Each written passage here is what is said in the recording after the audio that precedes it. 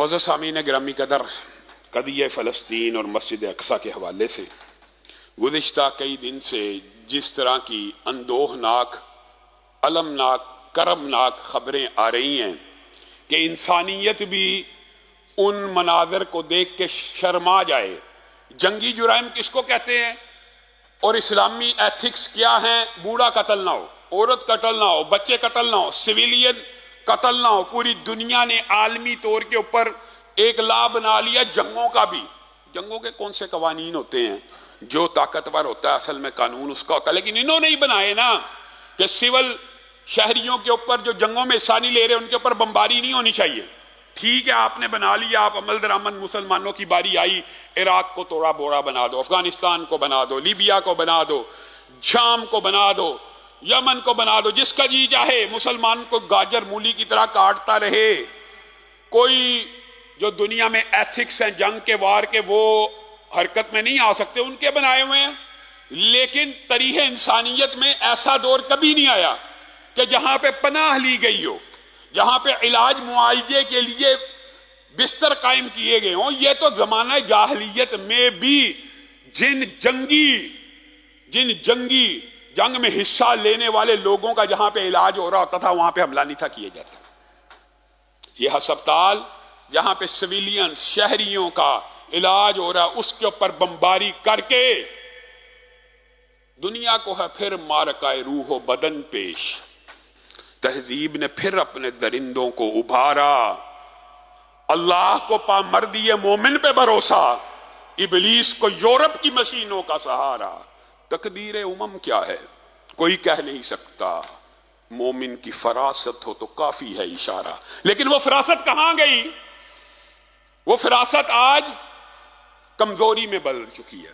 وہ فراست آج جہاد کا نام لینے سے کانپ رہی ہے کہ جہاد کا نام لیا جائے گا پکڑ لیا جائے گا۔ حقیقت بات یہی ہے کہ جہاد کا مینڈیٹ اور جہاد کے اعلان کرنے کا اصل مینڈیٹ حکمرانوں کے پاس ہی ہوتا ہے۔ کوئی پرائیویٹ بندہ نہیں اعلان کر سکتا، لیکن ان حکمرانوں نے اعلان کرنا کب ہے؟ کب کرنا ہے؟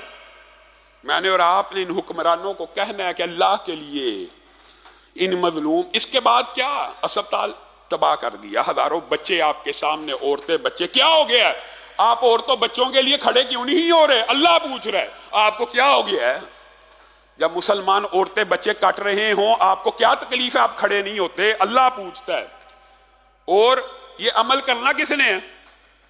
یہ کس نے کرنا ہے؟ اس کے اوپر عمل درآمد کس نے کرنا ہے؟ مسلمان حکمرانوں نے کرنا ہے۔ کون سے مسلمان حکمران؟ کس سے التجا کریں؟ ٹھیک ہے، اس مرتبہ خلیج ممالک، سعودی عرب ہو، Kuwait who, Qatar who, you اے ای ہو، انہوں نے اچھا سٹینڈ لیا اور انہوں نے اپنے سابقہ موقف سے بھی بہتر سٹینڈ لے کر، لیکن کیا یہ بات صرف بیانات تک رہنی ہے؟ ہم 55 اسلامی ملک ہیں، اربوں کی تعداد میں ہیں، 80 لاکھ اسرائیلیوں کا مقابلہ کرنے سے کپ کپ آ رہے ہیں۔ آج مسلمانوں کا صرف ایک حاکم اعلان کرے کہ میں اسرائیل کے خلاف جہاد کروں گا، اللہ کی قسم پوری امت اس کے پیچھے کھڑی ہو جائے گی۔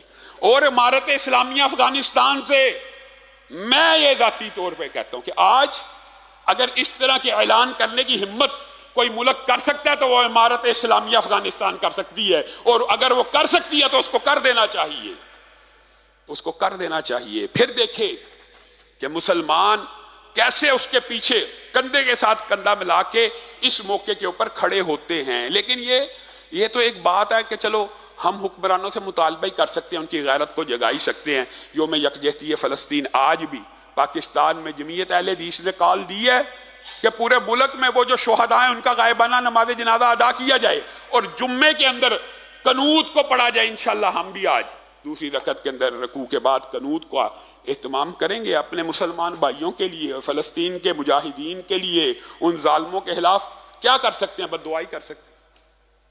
اگر اب ہم بد دعا بھی نہ کر سکے، زبان بھی نہیں اگر کھول لی، تو ہمارے مسلمان امت ہونے کا فائدہ ہی کیا؟ لیکن حقیقت یہی ہے کہ میں اور آپ حکمرانوں کے ضمیر کو جھنجھوڑیں اور ان سے یہ بات کہیں کہ کوئی ایک تو آگے بڑھے۔ ایک بندہ اس ٹائم یہ وقت ہوتا ہے، اور یقین مانیے اگر کسی نے یہ سٹیپ لے لیا تو آپ کو رسول اللہ کی وہ حدیث صحیح سچی ثابت ہوتی نظر آئے گی کہ یہودی اپنے مقتل گاہ میں اکٹھے ہو رہے ہیں اور درخت اور پتھر بھی پکاریں گے میرے پیچھے یہودی چھپا، اس کو قتل کرو اے مسلمانوں.